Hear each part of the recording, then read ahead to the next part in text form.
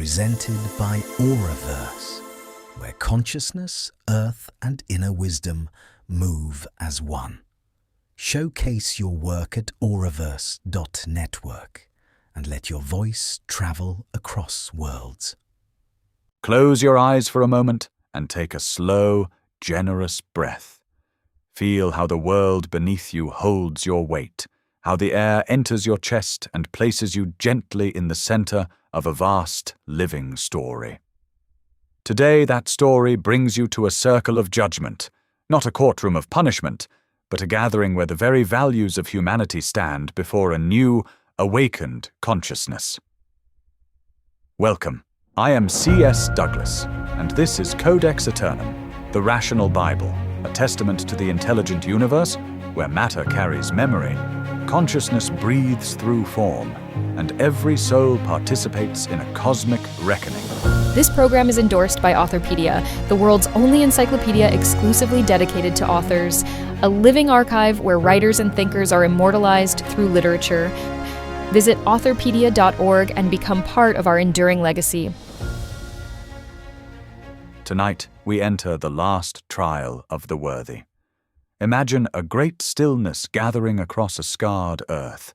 Fires dim to quiet embers, winds fold themselves into the upper sky, and storms drift away like thoughts that have completed their message. In this quiet, a final trial begins. It does not weigh single people alone. It weighs the very forces that shaped civilizations, the inner currents that built empires, raised monuments, and carved wounds into history. No throne rises above this gathering. No robed jury stares down from a balcony. The judge here is the awakened human soul itself. The courtroom is the shared conscience of the species. In the center of a wide circle, under a sky washed clean by fire, wind, and water, the values of the old world arrive one by one, each carrying a long history, each shining with both gifts and scars. First comes ambition. Ambition stands tall, draped in echoes of skyscrapers, laboratories, and banners on distant planets. It speaks of bridges that span oceans, of medicines that extend life, of voyages that crossed impossible distances. The people listen and see more than achievements. They see the mountains torn open for ore, the hands that worked without rest, the friendships broken for the sake of one more rung on the ladder. Ambition once promised greatness. The circle now asks for harmony. Next arrives pride. Pride enters wrapped in flags and anthems, surrounded by statues, parades, and long stories of victory. It speaks of heritage, of ancestors, of sacred traditions carried through centuries. The people feel both warmth and ache. They remember songs that kept communities alive, yet they also feel the weight of borders drawn in blood and faces despised for the colors they carried or the names they spoke. Pride shines as a guardian of identity and also raises the mirrors of war. The circle receives both truths at once. Then greed steps forward. Greed glitters with gold, screens, towers of glass, and endless lines of products rolling from bright factories. It lists comforts: full tables, soft chairs, lights at the touch of a finger. The people see more than comfort. They see forests dissolved into empty fields, rivers turned thick with waste, eyes that learned to measure worth only in coins and digits. A tale rises in the silence between all these testimonies. There was once a kingdom that hoarded every jewel within its walls, fearing that any gift to others would weaken its glory. One day, the river that fed the kingdom's fields withdrew into stone. Left with gems but without water, the people dug with diamonds and found only dust. The circle remembers this story and turns toward compassion. Compassion enters without armor or crown. Its hands carry the memory of nights spent at bedsides, of strangers sheltered during storms, of food shared in seasons of scarcity. When compassion speaks, it does so through images more than arguments. A child held during grief, an elder fed with patience, an enemy forgiven at the edge of battle.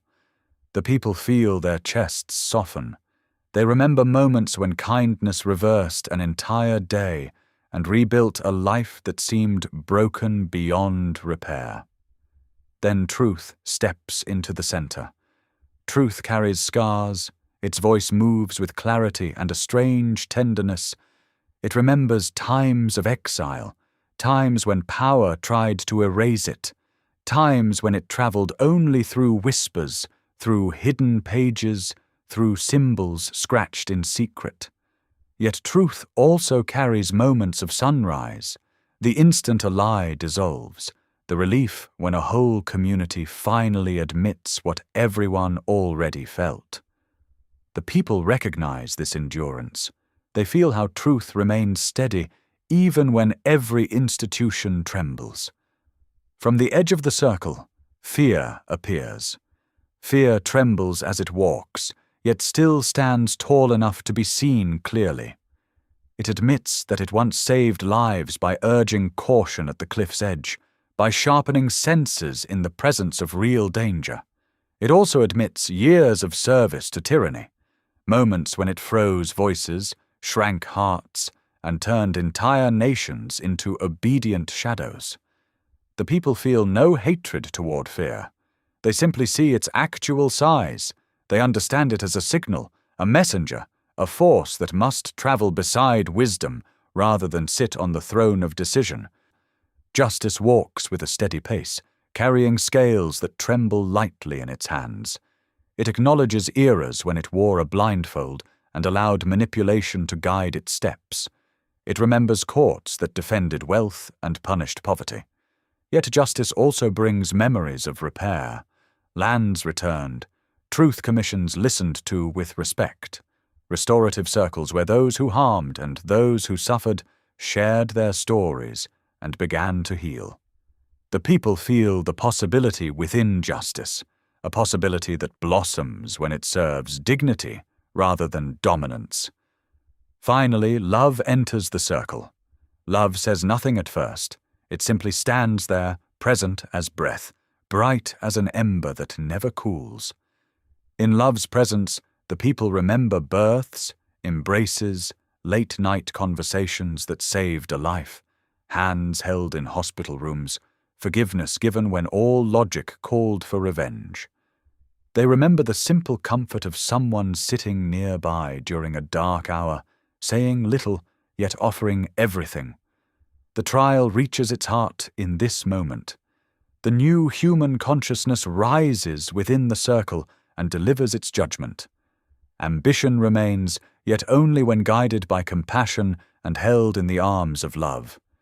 Pride remains, yet only when it celebrates every lineage and honors every people as part of one greater family.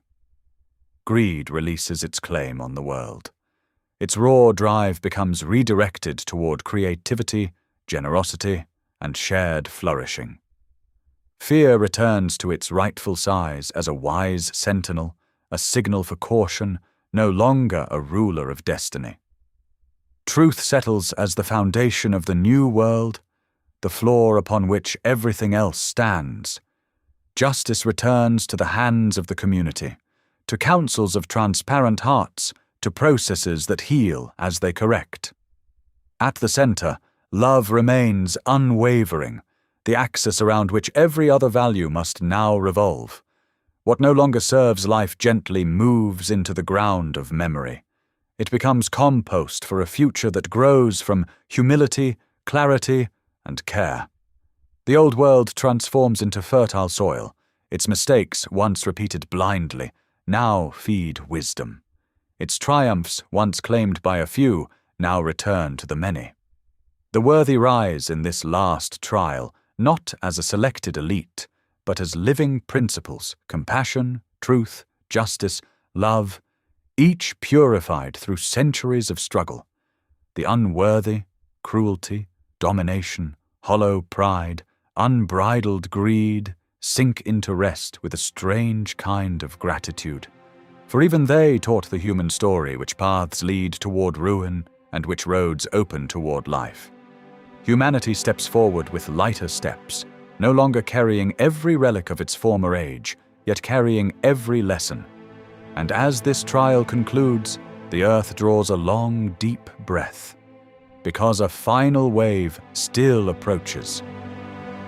In our next episode, we will enter the unleashing of final destruction, a moment when earth, sky, and sea complete the cleansing of the old world and clear the ground for the first true seeds of the new.